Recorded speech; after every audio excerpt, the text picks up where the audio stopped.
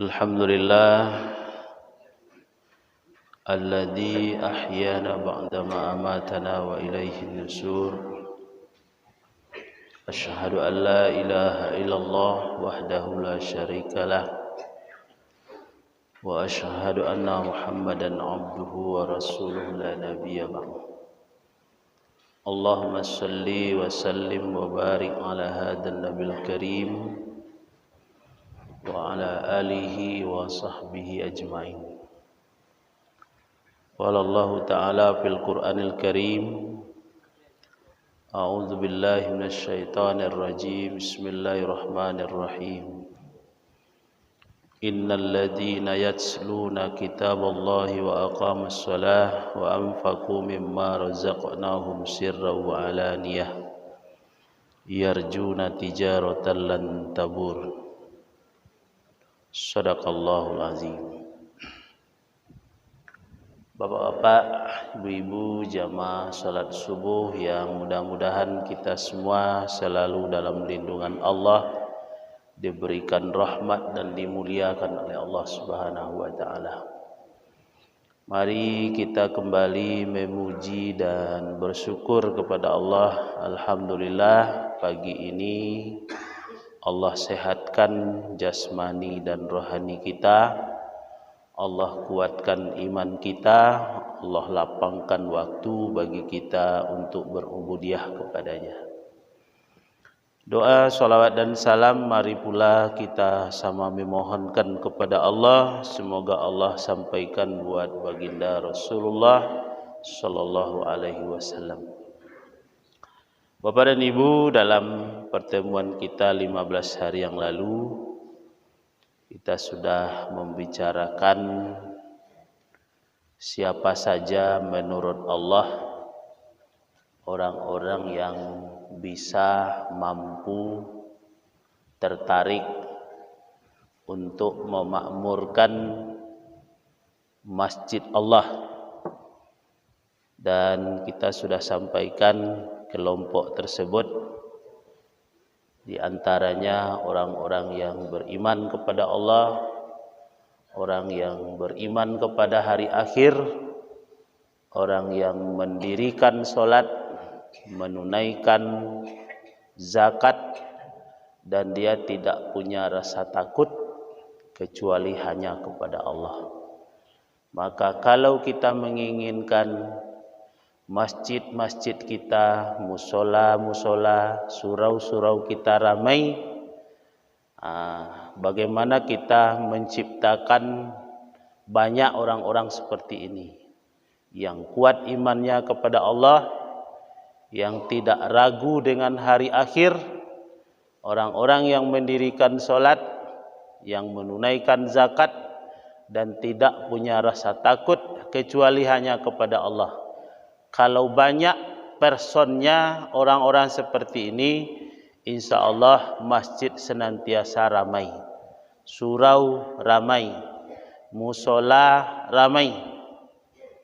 Tapi kalau orang yang syarat yang ditetapkan oleh Allah ini pula yang kurang, ini pula yang buat masjid kita lengang, musola-musola kita lengang. Ya. Bapak dan Ibu yang dimuliakan oleh Allah, pagi ini sebagai sambungan dari kajian kita mengutip firman Allah surat Fatir. Surat Fatir ini surat yang ke-35. Setelah surat ini yang ke-36-nya surat Yasin. Ayat yang tadi saya bacakan adalah ayat yang ke-29. Apa isinya?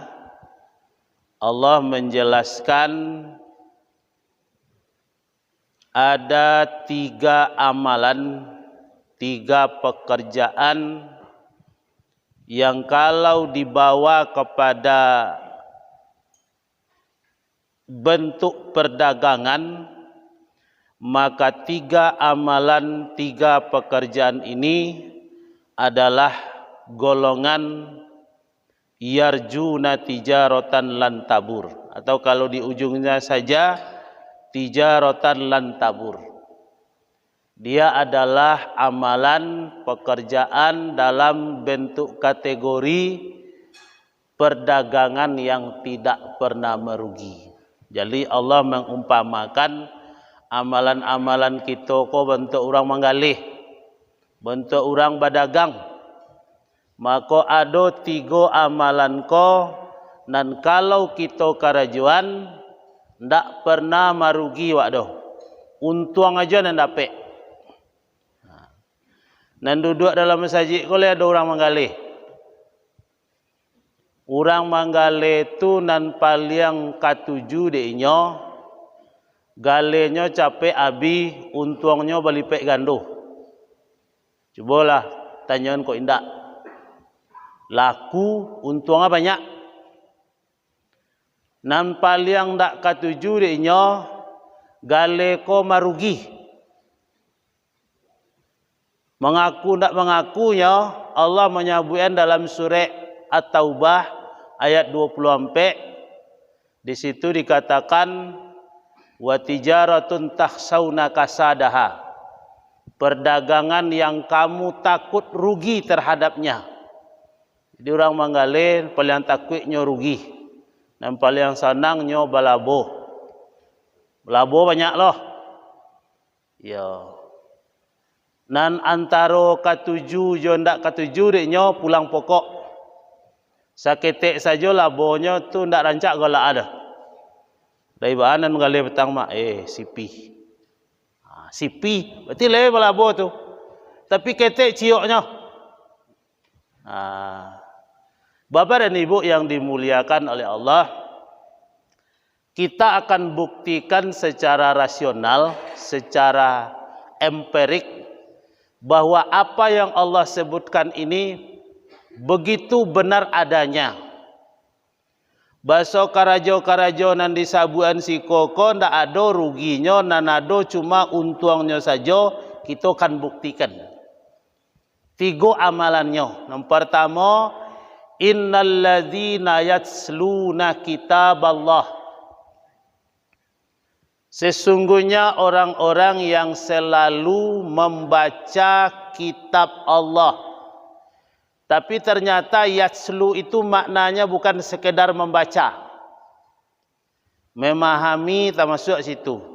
Menghafal termasuk situ. Menggali maknanya termasuk situ. Mentadaburi termasuk situ. Mengamalkan termasuk jo yatslu. Jadi kata-kata yang satu memiliki makna yang luas. Tapi kalau dibaca terjemahan saja, iyo yatslu tu membaca artinya. Tapi dibaca tafsirnya, yatslu tu tidak sekedar membaca dah. Orang yang mencuba memahami Al-Quran, orang yang menghafal Quran, orang yang mentadaburi Al-Quran, orang yang mengamalkan Quran dalam sehari-hari, itu amalan yang tidak pernah merugi. Untung saja nan dapat. Ambo 2 kali basuo jo si Ahmad dan si Kamil kemarin pernah loh. 2 Google Al-Quran Indonesia. Nyo hafal Quran sebelum usia 10 tahun. Cerita jo gurunya orang Semaniak tapi tinggalnya di Jogja. Kecek gurunya ketika bagi sambutan di Indojulito, yang salah seorang dari Ahmad dan Kamil ini ada yang menghafal Quran itu 8 bulan tembus ke 30 jusannya. Para lekasan tiang orang 8 bulan apa ada Quran ke sado-sado. Nan seorang lagi, ambo lupa si orangnya, tapi gurunya mencari tuan nan seorang 8 bulan dan nyo anak yatim. Nan seorang lagi 1 tahun 2 bulan, apa adiknya ke 30 jusannya. Ambo bersujinya tu lah 2 tahun yang lalu, lebih kurang. Ketika itu anak-anak nan baduo nan cerdas-cerdas yang luar biasa ko lah diundang oleh 16 negara. Negara mengundangnya. Kira-kira kalau negara mengundangnya kaduo-duo dapat. Ya. Dunianya dapat, akhiratnya dapat. Itu salah satu untungnya. Ya. Cuba awak nak apa Quran ko negara mana lah pernah mengundang awak tak? Kecuali awak lepai ke situ. Tu de Al-Quran dimuliakannya, negara mengundangnya, termasuk pemerintah Arab Saudi yang mengundangnya. 2 tahun yang lalu tu 8 kali pai umrah. Ya. Hadiah dari berbagai lembaga. Tidak ada ragu le dah bahwa orang yang dekat dengan Quran, memahami Al-Quran, dia mendapatkan keuntungan yang tidak tanggung-tanggung. Jadi tidak baru kalau kini pemerintah membuat program sudah diloncengkan 1 rumah 1 hafiz hafizah, tidak ada awak dukung dah. Ya. Bab itu supaya awak dapat untung. Anak-anak awak tapaliaro. Sampai hari kini alunado kasus narkoba yang pelakunya hafiz Quran lu adole. Lu nadole. Ambo belum pernah baca, entah kok apa-apa lah pernah baca, ibu-ibu lah pernah baca, tapi ambo belum pernah baca lagi. Terpelihara, akhlaknya terpelihara, kecerdasannya pun dia menghafal Quran itu diakui oleh lembaga-lembaga yang hebat. UI sampai hari ini masih menerima mahasiswa gratis, bahkan diberi beasiswa masuk tanpa ujian yang hafal Quran. Ada nan gratis sampai terakhir, ndak bayi ci Allah aja nyo. Ya. Adolo nan dia gi beasiswa, sudahlah perai dapat beasiswa loh. Kalau dia hafal Quran di atas 25 juz, dia tidak membayar apa-apa, boleh masuk Fakultas Kedokteran UI. Artinya bahwa orang-orang yang hafal Quran itu diakui kecerdasannya. Kalau menghafal rumus kimia, fisika, tidak akan payah gini nyodoh. Quran jo sarumi itu apa artinya? Kemudian juga ada pernah diteliti, orang yang rajin membaca Quran itu matanya lebih lama sehat dibandingkan dengan orang yang jarang baca Quran, apalagi tidak membaca Quran. Buya Mustafa Ali itu di saat usianya sudah hampir 90, dia masih datang ke Al-Amin. Ambo masih situ tinggal. Pernah ambo sore-sore sebelum maghrib nyola membaca Quran. Umurlah 90 pas ketika itu. Nyo meninggal di atas 90 umurnya. Ndak ada tulisan Quran ketek tu nyo baca pakai kacamata dah. Malah nyo buka kacamata nyo. Ambo pagaran. Bang ko bisa mato buya. Nyalang bantu iko buya. Jaweknya menyindi ambo, tapi dek karena ambo lain tak pelakunya, ambo itu tersinggung dah. Kece kambo, ambo mato ambo lain tak pernah ambo bau kabali do ananda kece. kan maksudlah jalir awak dah. Mato ko kalau lai untuk membaca Quran dan banyak daripada mencalik-calik nan tak perlu. Lebih lama sehatnya. Itu untungnya Bapak Ibu-ibu. Dan orang kalau sering membaca Al-Quran, dia tidak akan memiliki rasa takut seperti rasa takut yang dimiliki oleh orang yang jarang baca Quran.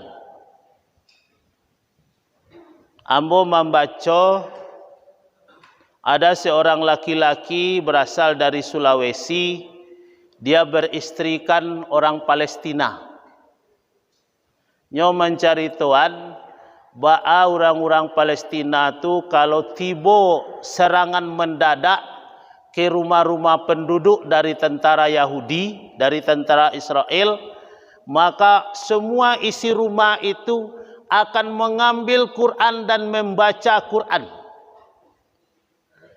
Jadi kalau tiba serangan mendadak, tiba jo bom, nyo ndak mencari tempat perlindungan, nyo ambil Quran. Dan itu yang membuat dia nyaman katanya. Seakan-akan di luar tidak ada apa-apanya. Ketika nyo baca Quran, hilang rasa takutnya. Dan meningkat daya hafalnya. Kalau normalnya anak-anak Palestina itu dan sampai hari ini masih diakui, orang-orang Palestina itu memiliki hafalan yang sangat tinggi. Karena inyo lebih banyak parangnya daripada amannya. Sehingga banyak baca Quran. Kalau 1 jam dalam kondisi normal, anak-anak itu bisa menghafal 1 halaman. Ketika musim parang itu bisa dapat 3 halaman ninya. Tambah hebatnya. Ya. Diserangnya tambah hebatnya. Rasa takut ini ada. Sebegitu kejam, ganas, sadisnya Israel. Anak-anak saja yang dipenjarakan lebih 60.000. Anak-anak usia sekolah, kelas 1 SD lu, kelas 2 SD, ala masuk penjara, jumlah lebih 60.000. Ya. Bapak dan Ibu yang dimuliakan oleh Allah, semata-mata ini untuk memotivasi kita supaya dalam hari-hari itu wak sadion lo waktu dawa untuk membaca Quran, memahami Quran.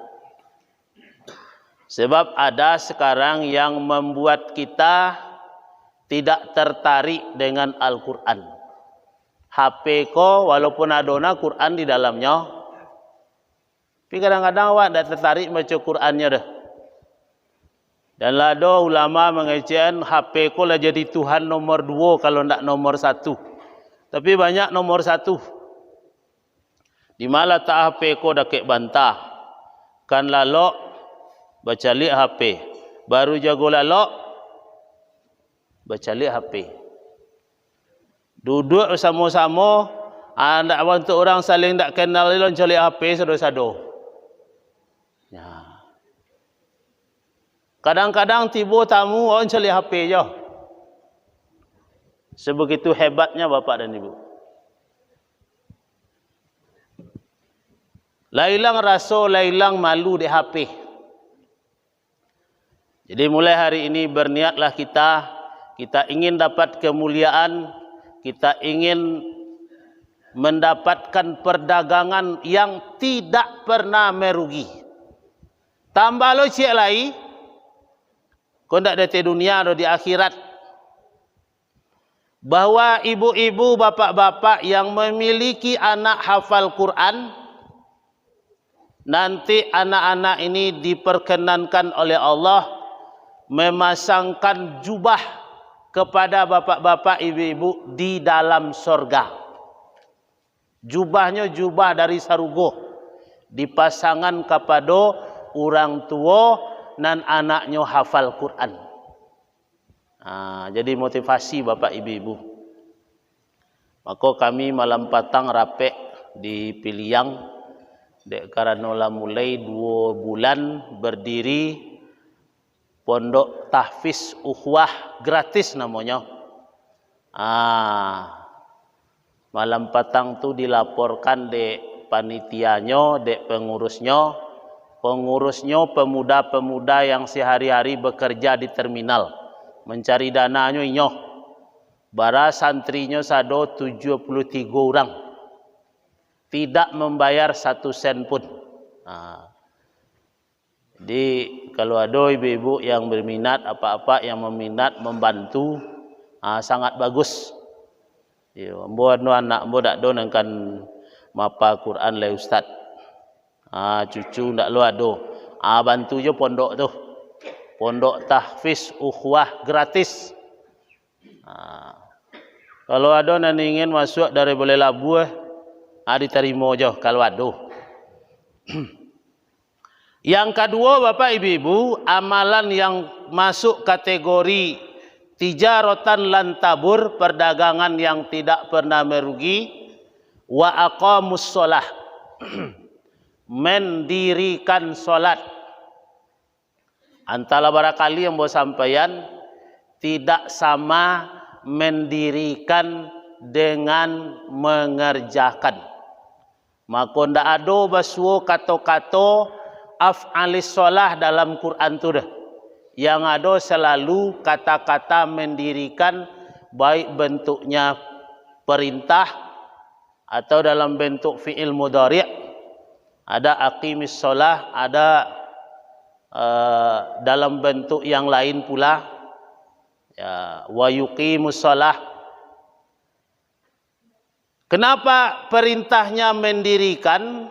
Karena Nabi menyebut solat itu tiang agama. Jarang, bahkan belum pernah awak mendangan orang mengecehan Araban lah tiang tu tak ada dah. Yang ada tagaan tiangan tu. Bab itu karena kaitu disandan beko sadonya. Yo, lantai ko basangkuik jo tiang. Loteng basangkuik jo tiang. Atok basangkuik jo tiang. Dinding basangkuik jo tiang. Jadi kalau Islam itu merupakan satu bangunan, kalau ingin bangunan itu kokoh, setelah pondasinya dikokohkan, maka berikutnya yang perlu dikokohkan adalah tiangnya. Karena lain aku bersangkut ke situ sadonya. Baitulah bangunan Islam kau. Setelah tertancap pondasi di dalamnya dengan kuat, kalau bangunan tu bangunan salantai, cukup pondasi biasa. Tapi kalau beko 2 lantai, bisa pakai cakar ayam, bisa pakai tapak gajah. Kalau bangunan hotel bertingkat, itu pakai paku bumi dan bantak-antakan ke dalam tu. Semakin besar bangunan, semakin tinggi bangunan yang akan dibuat, semakin dalam pula tertancap pondasinya. Maka iman ko memang sesuatu yang kita bawa nanti ke akhirat. Orang bisa saja masuk neraka lu sekian puluh ribu tahun, karena dosa-dosa yang dilakukannya, terakhir dia diselamatkan oleh imannya. Dia tidak mempersekutukan Allah, dia mengakui Allah sebagai Tuhan, tapi dalam hidupnya dia engkar.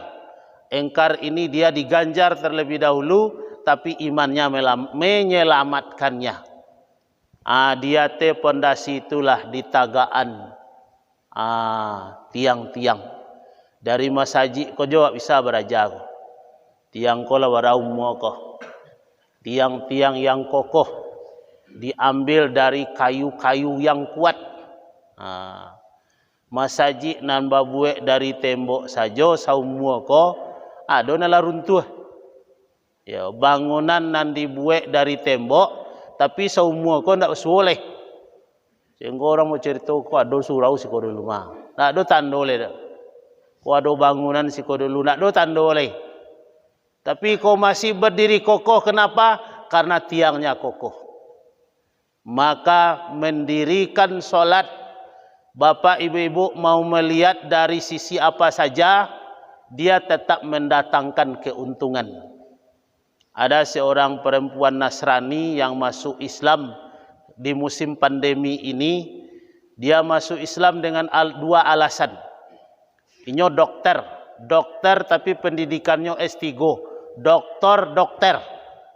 Nasrani taat, masuk Islam jadi mu'alaf di masa Covid ko karena mencari 2 hal. Pertama, pakaian wanita Islam.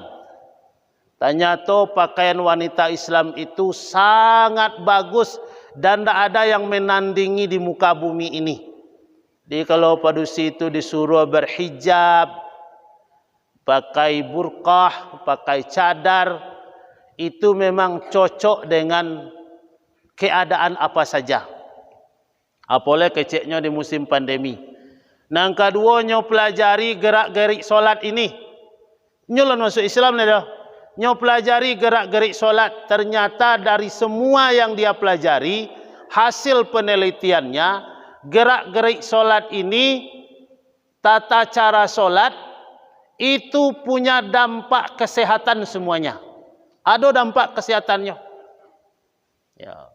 Rukuk kalau dengan benar dilakukan, katanya bisa membuat orang terhindar dari saraf terjepit. Kalau rukuk itu betul.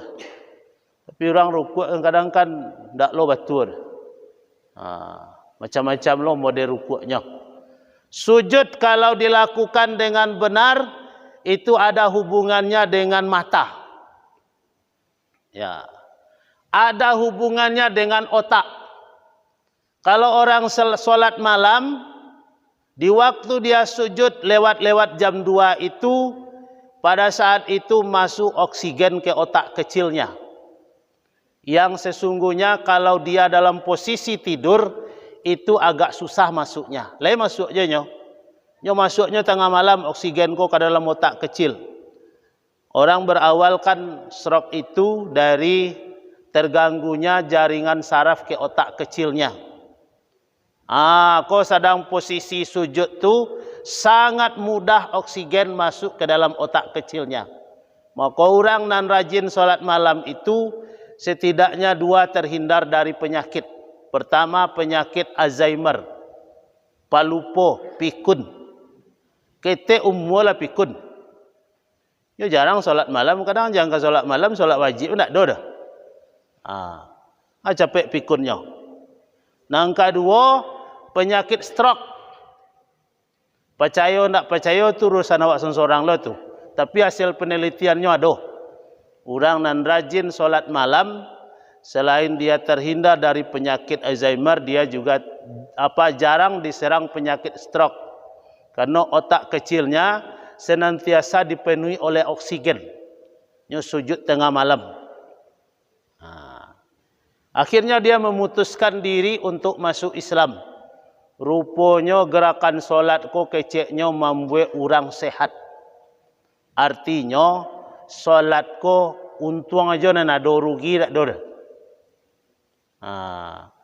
Tambah lagi secara psikologi, orang yang solatnya benar sesuai dengan tuntunan yang ada, itu secara kejiwaan dia lebih tenang dibandingkan dengan orang yang jarang solat atau tidak solat.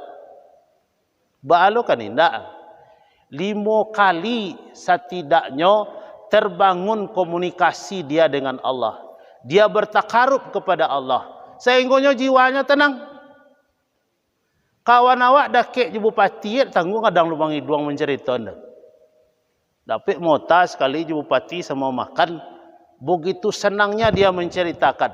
Ikut 5 kalinya komunikasi dengan Allah. Balo tak ketenang jiwanya. Maka kalau orang-orang nerajin mengaji bentuk ko lebih tenang, itu memang sudah begitu adanya. Orang-orang yang jarang sembahyang roh murah paniknya, mudah berkeluh kesahnya. Itu karenanya tidak terbangun komunikasinya dengan Allah. Terakhir, wa anfaqu mimma razaqnahum sirra wa alaniyah.